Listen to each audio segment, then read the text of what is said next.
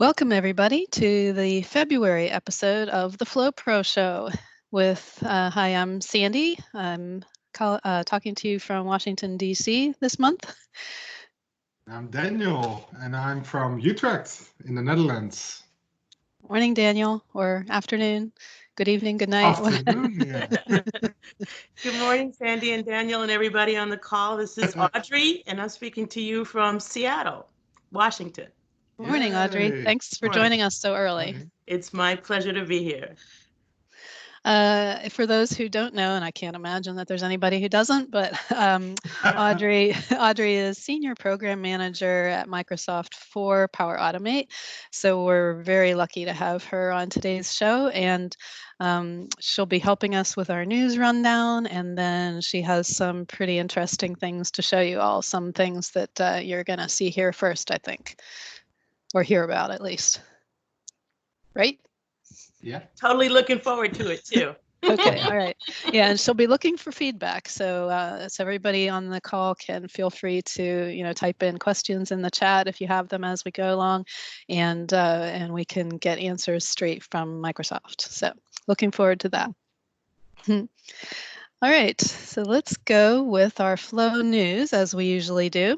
I should say welcome to the first Flow Pro show of 2020. We sort of didn't quite get one in January, but we've got a plan now, Daniel and I, for the rest of this year. We have our Flow Pro shows all laid out what we're going to do. So I think we'll be able to be a little more consistent in 2020. So looking forward to that too. Exactly. So do you want to talk about some of these, Daniel? Yeah. So the first news item we have is actually one of last year. And that's 25 days of flows, and it's something that Audrey did.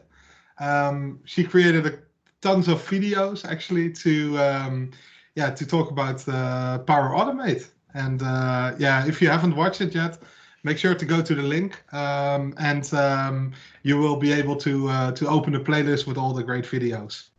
Thank you, Daniel, for showing this. Just to let everybody know, it's a little bit for everybody. There's 60% beginner, about 30% intermediate, and 10% advanced. Oh, cool. Yeah. That's good to know. Yeah. All right, so this one's about the new Flow Cookbook, and I know we've talked before about going to the Power Automate community to get your questions answered and so on, but this is kind of a new section in the Power Automate community, right, Daniel? Yeah. So there was already a Flow Cookbook from before, and it's all renewed now. So there are tons of new flows out there, and it's really cool to see all that community work. And if you have something to share, if you want to show your amazing flows, then make sure to submit them, and I'm sure they will be added to the cookbook then.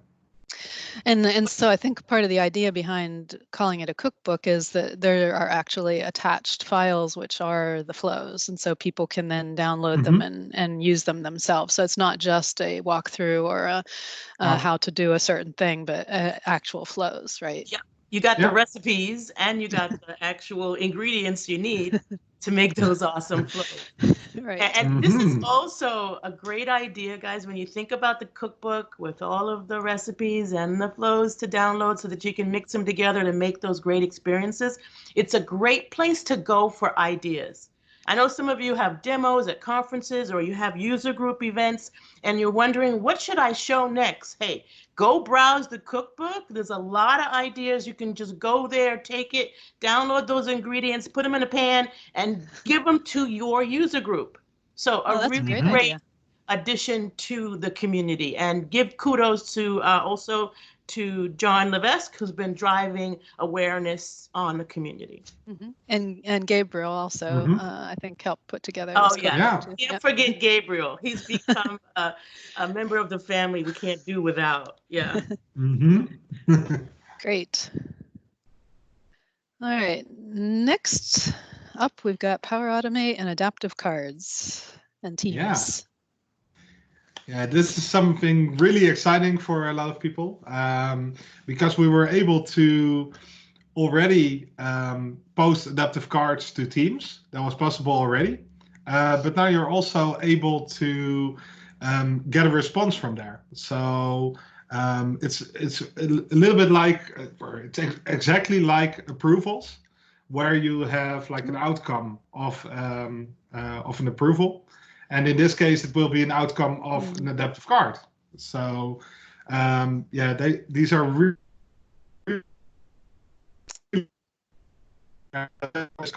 really heavily involved with this. So maybe she can elaborate a little bit more about it, because I know it was a lot of work to get this shipped. Yes, it was quite an interesting journey to get this shipped in the 3 stages it's been in, and to me it's a door opening feature. I know most of you know that I came from Power Apps. I was craving a UI, right? But I wanted something very simple that I could not have to worry about background colors and what position my thing was in and stuff. And so this gave me like the way to have forms very simply, but any kind of form I want, right? And I was like, wait a minute, this is huge. And when you put the data there, it's so like people who fill this out could be frontline workers who are like on the ground. Maybe they're at a convention right now and they need to collect these leads. And then based on what they do, here's where the power of flow comes in, or Power Automate. Sorry, I'm gonna get used. The power Us too. The power of Power Automate here is that you can create these very complex branched processes. So if they pick Office 365 as their interest, that might go to a different account manager or might create a different lead than Azure services. And so it enables them to collect information, repurpose, and distribute the information in a very automated way. And isn't that what Power Automate does best, is automate. So this is one of my favorite features, like broadly. It's one of my favorite features. And I think it's just a matter of your creativity, what you do with it. I tried to put a lot of examples in the docs because, it's just your imagination. What can you do with this? Think of frontline workers. Think of repurposing data. Think of showing data that someone doesn't have access to. Maybe you want to show a team just a piece of information, right? Maybe they need to know the address of a customer, but they don't need to have access to your account's CDS entity because that's way too much information. So you can snip that information down, not have to give them access to that account entity, and yet be able to share that information so it's actionable. So I love it. You shouldn't let me talk about this because I'll go crazy. No, that's fine. That's exactly what we want. Yeah, that's exactly what we want. This is a very, very, very cool feature. Yeah. So what Sergio already says in the comments, he already said a couple years ago we talked to Stephen about task forms. I think it was even with Merwan as well. I don't know anymore, but we were already talking about task forms, and this is kind of a task form, and this is so amazing to have it in. Yes. Yep. So cool. Helpful to. So cool. Yeah. Thank you, sir. Yeah, thanks for sharing that history. I wasn't there, so I didn't know. If you had been, maybe we would have had this a lot sooner, huh? I don't think so. Merwan was the bomb. Yeah. Yeah, so we actually asked for it in the Advanta building. you probably were there. But, I was in the other side. No, in 2016. No, 2016, I had my own business. I wasn't at Microsoft. Oh, really? Yeah, I don't think so. At the end of 2016, I came, like the end of it. Yeah. Oh, okay. Yeah, this was probably March somewhere. I don't know. Yeah, but that's exciting though. Yeah. Yeah. Very nice. Very good. All right, next, and here's another favorite of yours, Audrey, I think. So I have to share, and who knows if I'm going to get in trouble. John, don't tell anybody I said this. I love this feature because to me, it personifies me. I'm all about make it easy, make it super easy so I don't even have to think. So my goal here with this one was to kind of give you patterns you've seen in the past with format number. you can kind of use. Thank you, John. John said he loves it. You know, which just makes my year because, you know, he's the flow ninja, right? But you can pick your format if you just want that, or you can get pretty dev-centric too, because it does all these other things with the hashtags that you're familiar with from Power Apps and from Excel. Power BI has it in DAX too. So we tried to copy that pattern so that you would be familiar with it. But also John Lau actually did a video on all the things you can do with format number. So I suggest kind of adding his link to here too, because the video he gave kind of took it and flew with it. You know, he went flying in this advanced world of I can do everything. But it personifies me because I want to drive simplicity into the product. Yeah. Cool. Great. Yeah. So I talked to the Flow team back then, not Power Automate, way back about all those expressions, and we were already talking about getting more and more actions that that have expressions in them, just like the date time connector, of course. That's one of the first examples we had. And they are awesome. Yes. Yeah. I would love to see more of those. Like, I wish I could do everything with an action. So you got it. No expressions. And, John has a great example. He would love to have sort. So yeah, I agree. Yeah. That's a really good one, actually. Yes. And I will write that down, sort, and kind of follow up with you in one of our meeting syncs to get more detail. And then Daniel gave us the KISS approach, which I'm 100% for it. The easier it is, the faster I can use it. Yeah. Yep. Yeah, I do a lot of my presentations with people are on just beginning to use Power Automate and Power Apps, and people love it when you can say, well, but this has been abstracted out, so you don't have to know all the syntax, but you can just use an action, and it's got these blanks that you fill in and so on, and that just makes things so much easier for people getting started to get up to speed and be able to do real things much more quickly. Yep. And there is it's a threefold chord that makes us so strong, because we have that first chord piece, which is make it easy for those that are coming in new or those that have already known Power Apps and Power BI, make it easy for them. But then there's that middle piece, like people like myself, we're like power users and we enjoy, like learning about how that works behind the scenes. We love those little secrets that we can discover and share. And then there's the professional developer who needs to achieve on his level. So it's a threefold chord that we are building so that the services are extremely strong, whoever you are. That's a great way to think about it. Yeah. All right. Next, we've got a blog post about automated invoicing process. Yeah, there's a video on that blog post, actually, and it's by Ashvini Shawarma. Do I say it all right? Yes. Yeah, I got the good one, right? But it's a really big flow, actually, that they show, and it's an amazing blog post. So I don't want to tell too much about it, but make sure to check out the video and go through the whole steps that are in the blog post. And yeah, it's a great scenario, and it's also really good to see those scenarios to get better ideas about new flows. For instance, sometimes these kinds of flows are not exactly what you want for your own flows, but they can be a great starting point for a different flow, for instance. And or they contain really useful patterns in general. Exactly. Yes. Yeah. Yes, and this one is helpful in getting to understand the value of UI flows. It kind of gives you a good idea of how automation can help in that area. Also, I suggest, guys, one day you have Ash on the call if you haven't. Oh, yeah. I think we have him on our list. He's an amazing professional. He just joined the team recently, and I've just been blown away. He's a leader in every sense of the word. So you'll want to meet him and talk to him. He's fun to talk to. I find him to be one of the most relaxing people to talk to. He's just, calm, and he puts me at ease. And also Tulsi is working with UI flows. She's leading the kind of like what you see with UI flows. And she is super passionate about where that's going. So it'd be great to have both of them one day. Okay. Yeah. Okay. Good to know. Thank you. Yeah. Yeah. Update on UI flows, in fact, January update. Yeah. There have been really cool new features for both the January and the December update, if you haven't downloaded that yet.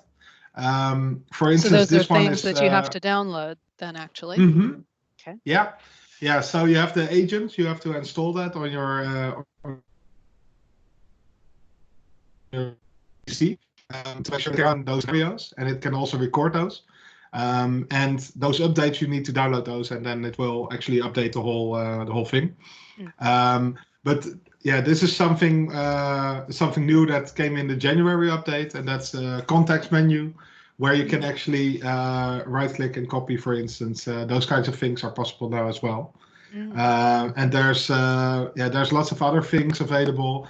I think they did in the December update. They did also something with languages, because that was also a problem with the QWERTY keyboards and the AZERTY from the French languages. And they fixed also some stuff on that side. So it's good to see that after Ignite, they actually updated all the different things as well. So and you can expect a lot more. Yeah. Okay. This is a big focus, you know. So you'll get a lot of good treats and things to play with this year. Oh, good. Yeah. Okay. And then I think this was something of yours, Audrey. Was it the tips for child flows? Another one. Yeah. This particular blog, I was very excited to do it. So I did not work on child flow, so I can't take any credit, although the whole team kind of contributed to its growth. Stephen drove this, and he drove it in respect to feedback. You know, people wanted to scale their flows. I don't want to make one flow for everything I have to do. And so Stephen is the one who kind of made sure we heard that feedback and we gave a response. And so this is kind of like our first iteration of child flows, because there's still work to be done. But it's great for like, you have several things that call one flow. And then when that flow is actually acting like a servant and servicing many different things. So in this particular blog, I'm using the child flow for SharePoint libraries, all of them kind of like doing some kind of document creation, authoring, editing. But then when they get done, the company said, in order to get it on our website so that people can download it, we need you to go through this approval process. And so we don't want an approval process for each library. That would be hundreds of flows to build. Instead, we could have a child workflow that services a department or services a group. And so you have less to maintain, you have smaller flows. I'm always honored to work with Stephen, because his thinking is so amazing sometimes to me. It's highly technical and I learned so much. But it's a great blog, so you should check it out. Okay. Yeah. Cool. Because child flows in general are a pretty awesome feature. Yeah. I've been waiting for that for a while myself. Yeah. Okay, moving on to some community news. We've got the Power Platform Conference coming up. The sessions were just released a couple days ago, I believe. I think there were something like 150 submissions or something, and they had to whittle it down to 18 sessions throughout the day. But so that's a free online conference for those who don't know. There was a Flow online conference last fall, but this one is whole Power Platform. And there's the registration link at the top there, the Power Platform Conference, aka.ms link, and that's going to be on March 20th. So that should be really awesome. There are some great sessions, all powered by the community. And I love it because I don't have to fly. Yeah. That's right. I just get in front of my computer and learn new things. And believe it or not, we all do learn from these conferences. So I look forward to them. Yeah, it's always so awesome to see how creative everybody's being and thinking of. Yes, definitely love it.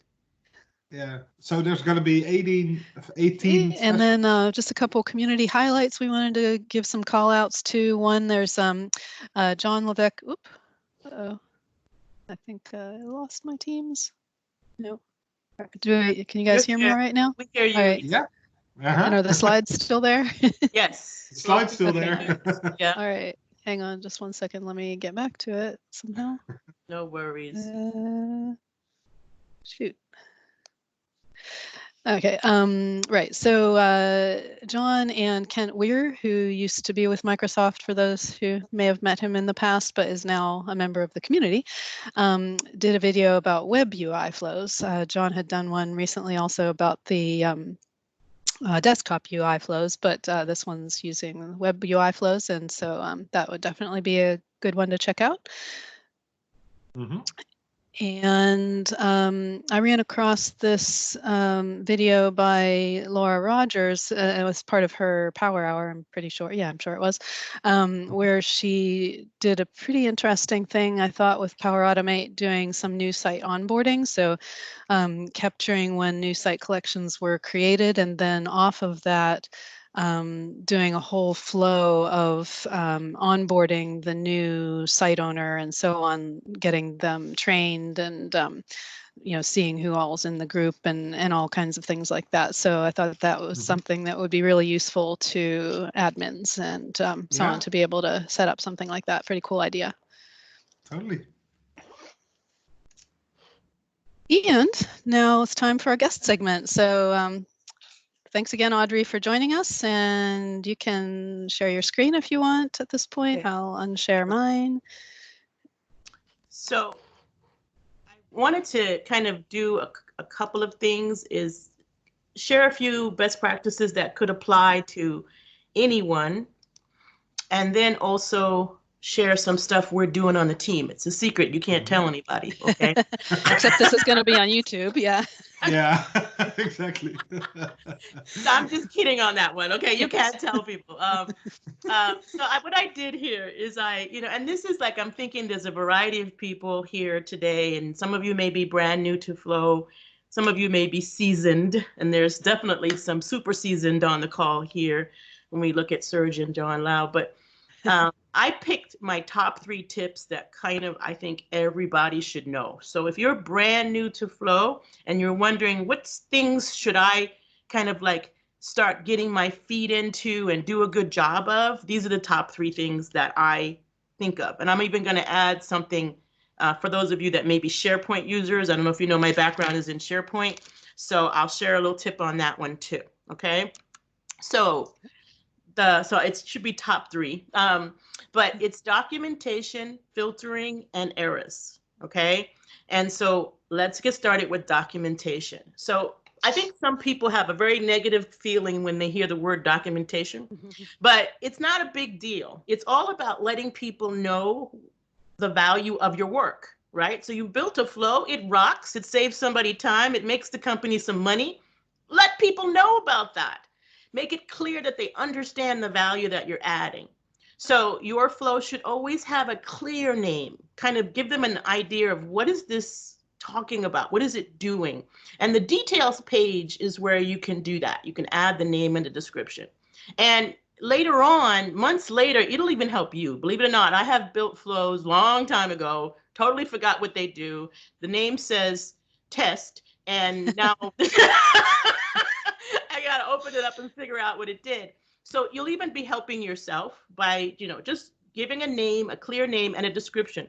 The tip I give you, those of you that are IT pros, or those of you that are consultants or partners that are making flows for other people, add any dependencies in your description as well. So if there's a dependency for a certain setup in SharePoint, or a certain entity in CDS, or some other dependency, make sure you clarify that dependency. Okay, and now, so that's the details screen. It kind of has title, good description. If you can add dependencies, that's helpful too. And kind of build a strategy in your company so that you all are doing this in a similar way if you can, right? And then finally, that's the details page. And then think about each action in your flow. So every action in your flow also has a name, and it has some fields. And sometimes when you do these actions, you might do some fancy things, like you might create an expression, or you might do something that may be confusing to someone else because they don't know how to do that, or they don't know why you put that action there. This is a good opportunity for you to add a comment. So you can rename your actions so that they're not our default names. They actually say what you want it to say. Like this could say, when our customer submits a form, or something. You can make it any name that makes sense to what your flow is. Yes, I can still say flow here. Your flow is doing. And then in the comments, one thing, a little trick I learned a while back, and I don't remember from who, but basically, anytime you use an advanced expression, because in the current designer, you don't see the expression in the token, why not copy and paste the expression and put it in the comment, add a little sentence that says, this expression does X, right? And now you're not just a good flow maker, you're also a leader, because you're teaching people best practices. So become leaders when you document, and teach people, hold their hand and bring them where they need to go. Anytime you notice that this do until has a rename as well, it says do until credit hold is off. So this is clear. Oh, we're waiting for the credit hold to turn off. If we left it just do until, they wouldn't know what is going on there, right? Now, a couple of people have said to me that they had a problem with renaming, in the sense that sometimes they forget what the action was. In the case of the do until, it's very clear. It started with what the action was, and then it has the rest. I've seen other really advanced flow makers prefix every name with the action name when the action name is not too long. So think about those things and really strive to become a leader in your space, which means that you're directing people, you're letting people know what this is for, why it's valuable, and you're helping them learn subliminally best practices that they will replicate. Make sense? Second thing, and this is huge for performance and not wasting time. Every time you call for data, so you're doing a get method, you're trying to get a list of something, always, always, always ask yourself, how can I bring this down to the lowest number of items, right? How can I target what my goal is in this flow? Because you could imagine, if I were just to list all the accounts in my CRM, that's going to be a pretty long query in a company like Microsoft, right? So who knows what would happen to that flow if we did that at Microsoft in our sales database. So you always want to make sure you filter down to what you need. And that way, when it runs, it'll run faster. It'll also not waste you time kind of doing conditions and other magical things after. Do it at the moment you call it. Makes it faster and cuts your work down as it finishes. All right. One thing I want to say about filter queries is I do admit that the challenge for many new users is this is OData, right? And so these are OData queries. The key to the managing OData is do the research for the OData queries for the data sources that you use most. And the reason I said that is because OData is not consistent from one API to the next. So always check the ones that you use. If you're in CDS every day, then you should be the expert at OData queries for CDS. There's some things that kind of go across everything, like you see there EQ, that means equal, and USA is in single quotes. That's consistent all the time. But there are certain things that one API will do, another API won't. So be an expert in your own common data sources, and you don't have to worry about knowing everything about every one, right? So Audrie, if I might just ask, yes. So is that inconsistency between data sources the reason that this isn't done in some way in the UI to make it easier for people? Well, I can't claim to know that answer because I don't remember, but I will say this.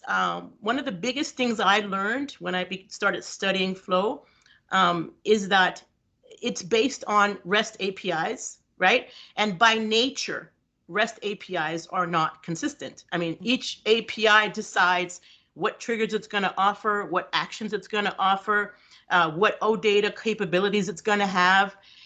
Flow depends on the API to be awesome, right?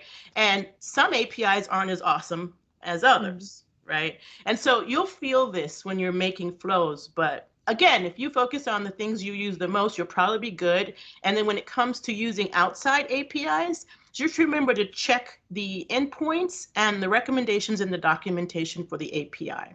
Does that answer your question a little bit? Yeah, that's great. Okay. Understand that if I were to do that sales query, the second bullet here at Microsoft, and I didn't have a filter query in there, it would still limit me to whatever the minimum pagination limit is. So it would still limit me, like I think Excel defaults to 256 or something like that. So you can go into the settings of the action, which are under the three dots. Up here, these three dots, and you can actually click settings and change the pagination settings, which means, and pagination is kind of like the API says, okay, I'm going to give you 25 things on a page, or I'm going to give you 100 things on a page. So by changing pagination, you're extending how many things you get back, just simply put. So it's useful, but I think you should always combine it with queries. You know, it's when you get like very large data sets that you need to do both.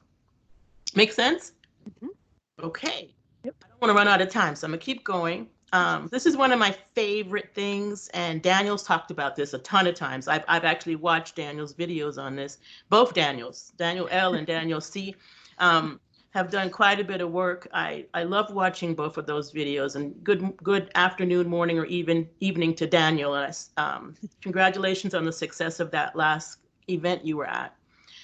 Okay, so going back to this, you need to manage your errors in your flow runs. And I want to just clarify that errors don't only come from flow failing. It comes from things going wrong. Right? So don't assume that, okay, I got an error, this means flow sucks. No, it means something went wrong. We got to figure out what it is that it went wrong, right? So I'll give you an example. You might have a flow button that they click on to upload a photo, right? And so for some reason, they didn't upload a photo, and it wasn't required. Now, the next action that needs that photo content is going to throw an error because it doesn't have what it needs. So you want to think about making sure your actions always have what they need, and or you have a way to get around it, right? So in the sense that, like in this case, I can use configure run after, and this is also in the three dots of actions. The thing about that's kind of hard for new people to understand with configure run after, I kind of want to switch over to flow just for a, can you see my flow screen here? Yep. Yep. The kind of interesting thing to know about configure run after that's helpful, we have too many, is it's thinking above itself. So this action will run after the thing before it. So it tells you right here, here's the thing before it, right? So you can see. And based on what that thing does, this will run if this checkbox is checked. So if right now, the way this is set, this is the default, if that action up there is successful, this will run. Otherwise, it will not run. And this is why when you fail, it just stops there and you get black X's the rest of the way. So, but you can use this to your advantage, right? So you could say, okay, run this only when that fails. And now you've got a way of trapping that error and doing something different if it fails, right?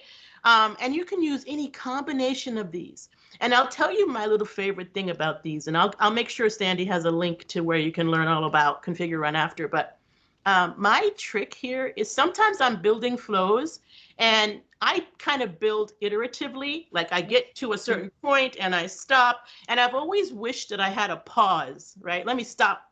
Don't go any further than this. So I've just started doing configure run after, and basically I do it to something I know won't happen. And now I've paused the rest of this flow. So if there was 20 actions after this, I could run a test on the first 2 without deleting the ones underneath, just by forcing this to do something I know is not going to happen, right?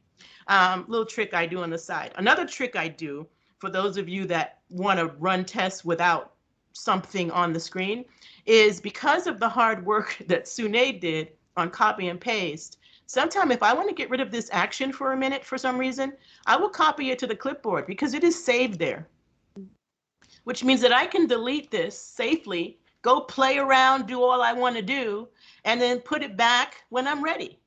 Mm. So kind of things like that are kind of handy when you're building, and I got off track, but we're going to go back. No, that's a nice tip. That's a nice tip too, yeah. So think about investigating configure run after, give it a go. You want to be able to protect your consumers and yourself from unnecessary errors. Error handling, we talked about the configure run after. The other thing I wanted to talk about that I didn't write on the screen is the best place to really troubleshoot a flow is in the run history. And so I know newer users may have a little challenge with that, but a lot of our actions actually end up with very descriptive run histories, like not just the JSON, but there's blocks that say, here are the inputs in real words and here are the outputs. Looking at the run history, learning how to read the run history, I think is something you should put on your bucket list if you want to really get good at using Power Automate. Now, what do I mean here on the schema disconnect? Certain times we're dealing with schema disconnects that we don't expect. And so I want to alert you to two that you want to think about. One is with SharePoint lists, right? Sometimes you'll have a choice field in SharePoint, right? And it'll say red, blue, green. And then you'll make a button for flow and it'll have a prompt. Give me your favorite color, red, blue, green, right? And you may hard code that drop-down list, right? And then later on, because that drop-down list in a button trigger is not dynamic, it's what you said. Later on, somebody in SharePoint goes and changes that choice list so that blue is no longer there. They have Azure there instead or something, right? So now you're going to get errors left and right because the server is going to say, sorry, we don't have that kind of thing. And so let your SharePoint owners know when you're building solutions for SharePoint, let them know where they can break your flows. Because if they change schema in any way, like deleting a column the flow depends on, changing a value in a choice list that's no longer going to be there when you throw it in there, all of those things will break the flow. And it'll appear like it's flow, it's the fault of flow, but it's the schema disconnect. The other one I see a lot is CDS. CDS has what's called option sets. And option sets look like strings when you build them. So that end user sees red, blue, green. But behind the scenes, CDS is 938692. It's some 7-digit number that you don't see unless you click like 3 times to get to it. And it's important to be able to set your values for that option set using the number. And so I believe John did a video on this. I did a way to do it like hard coded, but I like John's method much better because it's dynamic. I'll get you the link to that video. Okay. If you're working with CDS and you're using option sets, you really need to know how to manage your flow because otherwise you'll run into unexpected disconnects. All right, so that's some things I wanted to share with you. Do I have time to share some new stuff with them? Oh, yes. Yeah, Yep. sure. Okay, so we have been working diligently on the Flow team in 4 different areas, all right? And all of these areas are about your feedback. So I'm going to start from the littlest and build my way up to the biggest, okay? And I don't think any of these secrets will put my job at risk. But I'll let you know. Okay. So I don't know how many of you know this. I find people still don't know this. When you're in Power Automate, on the top right next to your initials is a question mark. This gets you straight to our documentation, straight to our support page, straight to our roadmap, our community, where you can give feedback, where you can see pricing, where you can learn about the blog. So many things are under this question mark. So you don't have to memorize URLs, which is not one of the things I want to use my memory for. So I have other things I want to prioritize for my memory. And in here, I'm going to go into the documentation and just talk to you a little bit about, today, we've gotten quite a bit of feedback. We need more docs. We need more syntax example. We need more, we just need more, MORE, give us more. And so we're hearing you. And so what we're actually doing is we're breaking down these docs so that they're going to end up being kind of blocks of information that are categorized. So you'll be able to catch tutorials versus quick starts versus reference material much easier than today, because this hasn't been so easy to navigate. And sometimes if you're doing a search and you didn't use the right keyword, you don't find it. Right. But this is a big focus for us. And so I actually invite everyone on this call right now to add their own thoughts, either in the community or the idea forums, and tag me. I am Audrie-MSFT. Tag me with your ideas on what you need for documentation. And again, don't get crazy, like top 3 things you need. And we'll see if we can, since we're working on it right now, we'll see if we can incorporate them. Okay. Great. Second thing that we're working on, and this is another thing that I'm owning because, again, passion for simplicity. That's Audrey. Simpler the better. Templates, right? How are we discovering templates today? How do you use templates today? So I know probably Serge doesn't use them too much, but but here's what I want to say about that. You think of the Serges out there in the world. There may be less than a handful, but they exist. Oh, he says he does, actually. Good. Okay, good. All right. And thank you, Serge. Because my point is, don't think of templates as just simple things, like sending emails to your OneDrive. We have quite high-level business templates in our template gallery. And what we are trying to do is follow the example I was sharing with you about documentation. We're trying to do a good job of documenting these well so that they're within reach. But definitely an advanced user can use these to get started, right? Look, I have IoT templates in there, Internet of Things, right? You're using sensors and actors and you want to know if your machine broke down or your ship sometimes is not running correctly. You can do that with a flow template, and that just kind of blows me away. So don't assume that templates are for the new guy on the block only, because they're for anybody. And basically what I suggest you do is do a search by your common data source. If you're in Azure every day, then go ahead and search for the word Azure and see what we have offering around Azure resources. And you can see it's not just 1 or 2 things, right? These are also, again, going back to user group leads, because I know there's quite a few on the phone. These are great ideas for a user group, right? And it's kind of like it's getting you, it's doing 80% of your demo so that you can focus on making sure that they get the value and that they are comfortable in learning this and stuff. And you don't have to spend so much time building demos, right? By the way, just because, I'm a slightly biased here, Adaptive Cards has some new templates in here to help you get started demoing adaptive cards or using adaptive cards. The one I want to show you is these 2 here, the planner tasks and the image gallery, are showing you how you can do table arrays with adaptive cards, which are typically difficult for people. And so I am releasing at least 5 templates per month, focused on something that could add value, right? And all that said, though, you can still find the ones that are 2 clicks away from, doing whatever it is that you want to do, right? And so you want to upload a photo to SharePoint, just type upload photo, give it a try. And of course, let's see.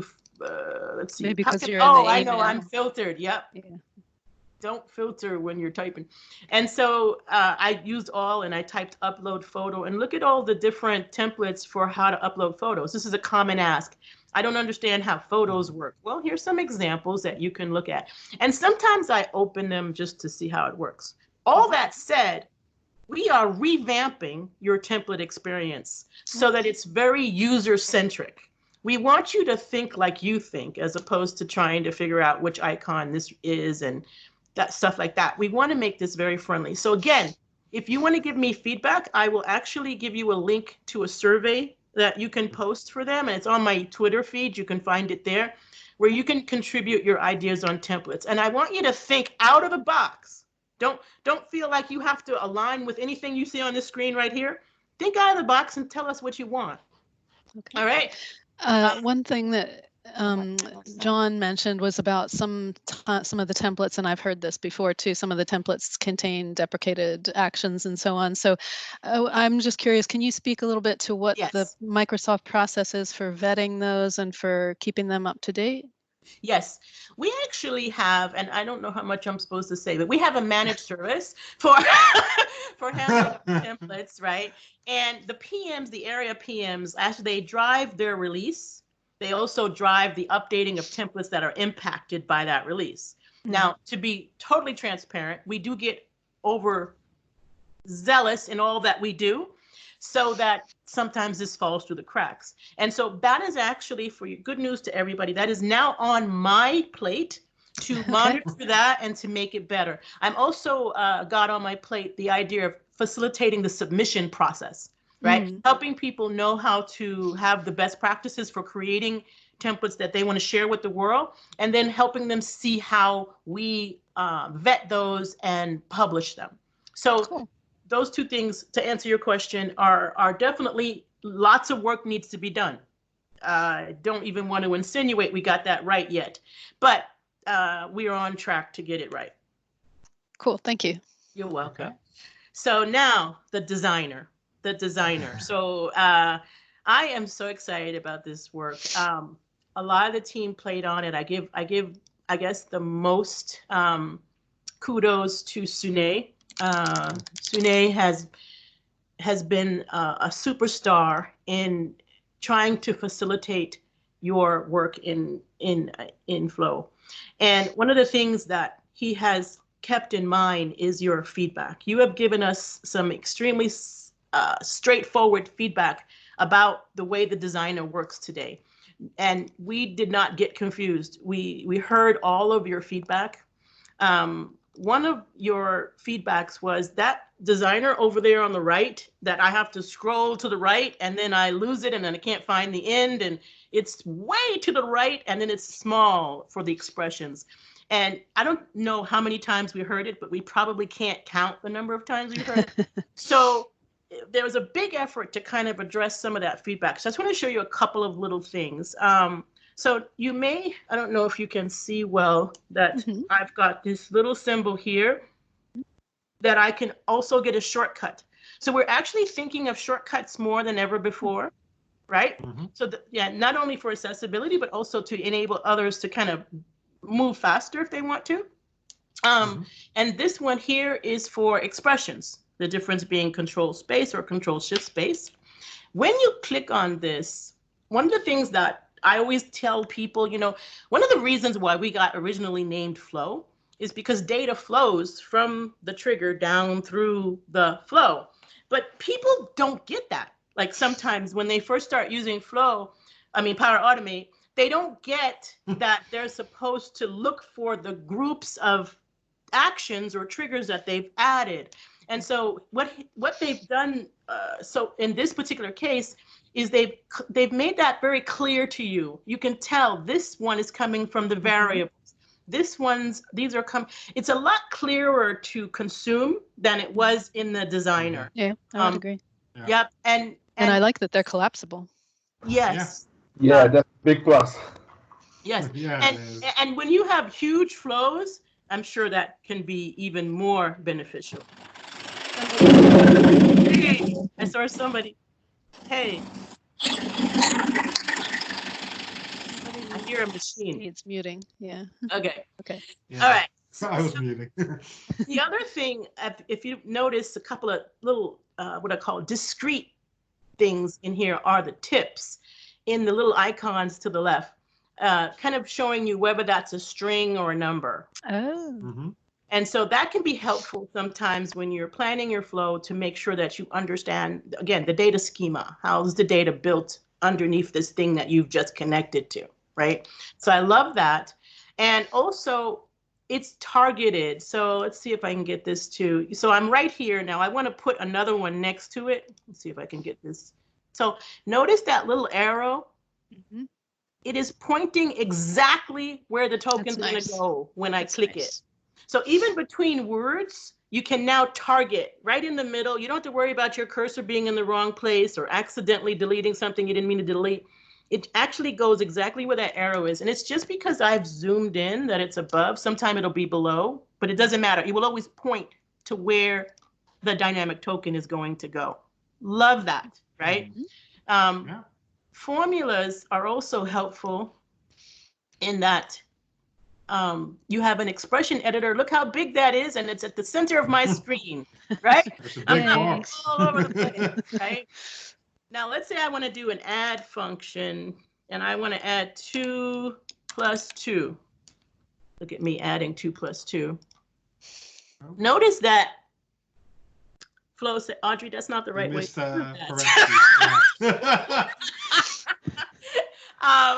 And so it's kind of alerting me what's wrong. Now, and one thing we are kind of working on and also extending in this calendar year is how you see errors, you know, because some errors are managed in runtime, and some errors are managed right here in the context of the flow checker over here, right? And so we're going to be working to kind of give you some help when you don't know what you're doing, because obviously Audrey has no idea how to use the add function, and so we're going to tell her at least she's wrong, and maybe she will know how to do this if we kind of give her a click. Now, I still have that bad habit, so we're going to go here and we're going to do add 2.2 plus 2, and notice that I clicked away and I did not delete my expression. How many times have you accidentally clicked away? And your 15-minute expression is gone, right? How many times does that happen?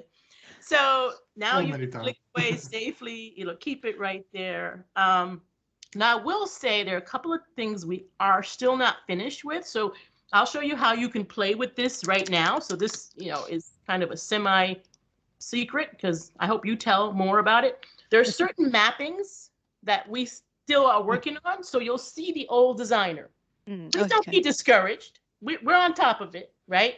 But we want your feedback in the meantime. We don't want to wait until we got everything just right. We want to get your feedback early so we can incorporate it before we continue. Now, if you don't see the designer, and you can tell because it has that symbol you saw there, this dynamic, a little lightning bolt, dynamic content, and then this one is your expressions, and that's a familiar expression symbol. But if you don't see them, go to the cog in your Power Automate and click on View All Power Automate Settings. And then turn on experimental features.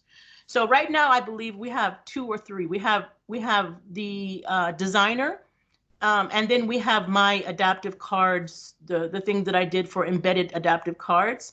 And we're going to continue to work on these experimental features. That usually when we're in experimental, it means that we're still working on it. It is incomplete, right? We're just looking for feedback. And kind of be careful if you're using production, if you're doing something in production that you're working on all the time, I kind of wouldn't work in experimental mode if I was doing some type of serious business critical thing, only because I might run into bugs that will slow me down, right? So you don't use this when you're in your business crunch, but if you could dedicate a little bit of time to checking out these experimental features, it would just mean so much to us because it would help us validate that we're on the right track and enable us to get your feedback. Well, something like this, the one that you were just showing with the difference between the dynamic and the expressions in your bigger box and so on. I mean, even though that's experimental, I would think that would be safe to use because it's just a UI thing, right? I mean, things you create with that are still the same.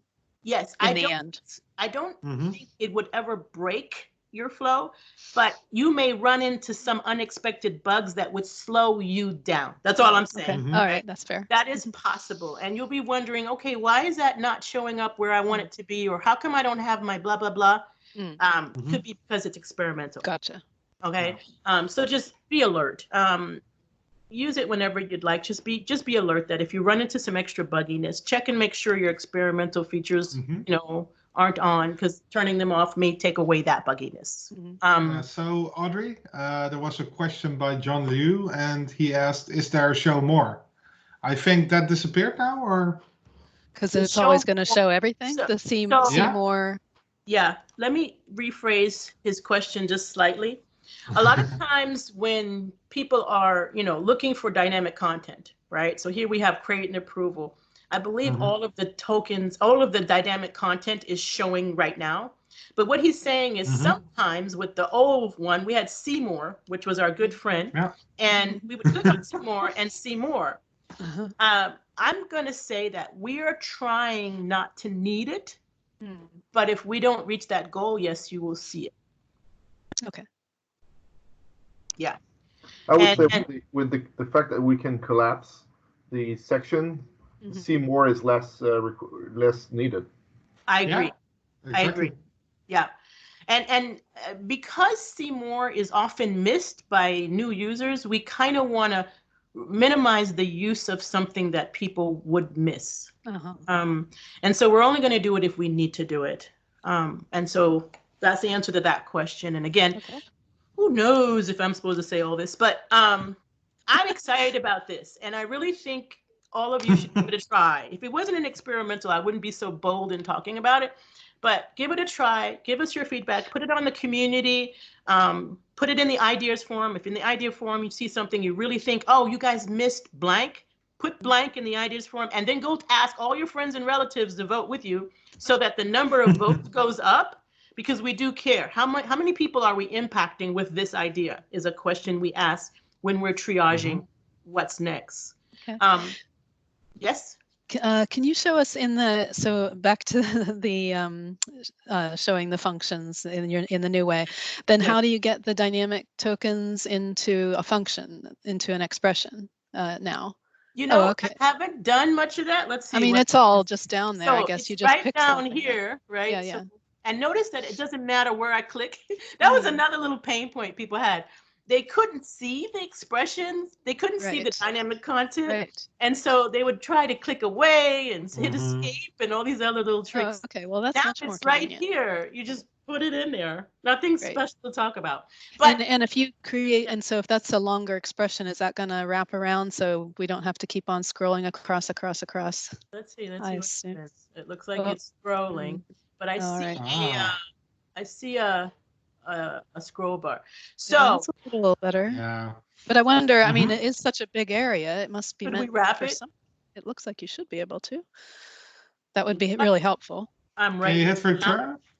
I'm writing it down. Oh, yeah, that's a good question. Yeah. I Just believe for we're visibility. heading towards like a friendly There we go. All right. Awesome. And I think we were heading towards a friendly format, where but this is an excellent but the be able to put returns in there, that's great, because then you can you can put it however you want, or even if it maybe you could do like Power Apps does. And automatically do that. That's what the friendly formatting or whatever. Right. I know it's been at the table, so it's been at the table. Again, I don't know how soon or how quickly we will be able to do that, but I think that is an important thing. And Sandy, thank you for bringing that out, because I can see it really clearly how important that friendly format could be. And because John wants everything, he's also asking how about adding comments in the expressions. Exactly. And colors. Formatting. You mean like slash? You mean like slash? Yeah. Oh yeah, we want comments, please. Your wish is my command. Okay. You did ask for feedback. My magic wand is on order. But no, I think these are all valid asks, and so I'm writing them down, and I think it also helps with the parity with those of you that are used to Power Apps too, because you get the comments there as well. All right, so that was that. How much time do I have left? 1 minute. Okay, so my last minute, I will just say, go to the page in the Power Automate docs and find the introduction to UI flows. And we've actually got some great setups that you can go and try this. My biggest thing for you to remember on UI flows is this is a new service that we're enabling that will fill a gap. Like right now, everybody needs a REST API to do anything, right? No REST API, no action, no trigger, no nothing. But with UI flows, now that the need of the REST API is eliminated, because now you can actually record clicks and data entry and receive inputs and outputs from what's happening on the screen or in a legacy app or on the web. And then you can record it and bring it into a flow. So this is a very exciting new thing. And I just want to encourage all of you. Is it Mario? I'm trying to remember the person who's been doing some UI flow videos. John Chat. Mario, Yeah, I think. Yeah, he's been doing some amazing videos on this, but more of you, come on, let's get into this because I think it's a lot of fun. Give it a try. Let us know what you think. Again, community forums. I think we'll end up with a forum dedicated to UI flows, which gives you a chance to talk about that in context. All right, that's all I wanted to share. I'm so excited. Oh, that's been wonderful. There's way more that we're doing. You'd be surprised. Our team is like working double time to make sure you get this at the level you need it. Great. Thank you so much. Thank you so much for thanks. coming on the show, Audrie, and showing us all these cool new things. I think everybody's pretty excited about that. Yes. And thanks for everybody for coming, and thanks for everything that you do every day. Thank you, Serge. Thank you, John. Thank you both, all the Johns. There's so many Johns that are doing well in Flow. I think your first name is John, you're going to do well, right? No matter how you spell it. And it's just like all of you, Daniel Christensen, Laura Rogers, you mentioned. It's like, wow, we are so grateful for everything you do because you keep people aware of the value, and then you're patient with us as we grow the product. Thank you. All right. Well, thanks again, everybody, for joining. This was a great show, I think, and we'll have the recording up on our YouTube channel probably later today, and put that out on we'll tweet it out, and if you want to share it and get more and more people to take a look. Yes. Yeah. All right. Thanks, everybody. Bye, Daniel. Bye, Audrie. Thanks. Yay, everything. Bye-bye. Bye.